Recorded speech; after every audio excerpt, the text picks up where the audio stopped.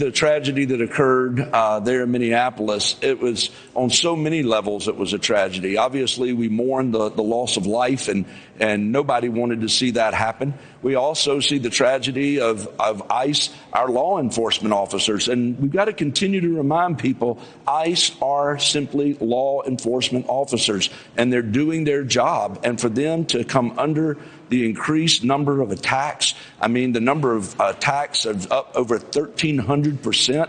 And we're seeing, again, incredible numbers of the increase in the percentage of attacks with vehicles threatening to run over them. And so this was a tragedy on so many levels. And I think that the American people have got to realize, and certainly I'm hearing that more and more back home, and that is people realize that they're trying to do a job, and we've got to allow them to do a job. And I heard something just this week that I thought was very, very important that Tom Homan pointed out, that if these protesters and these that are trying to disrupt the work of ICE would not do this, they would be able to go about in a much clearer fashion of identifying the people they're going to arrest, being able to follow their leads, follow the investigations. But they're not able to do that because of all of the protesters trying to create chaos. And that's why they have to use more of these sweeping approaches when they come in, and then other people get picked up, because if they get somebody that's here illegally, they can't just turn and look the other way. They're going to take them in.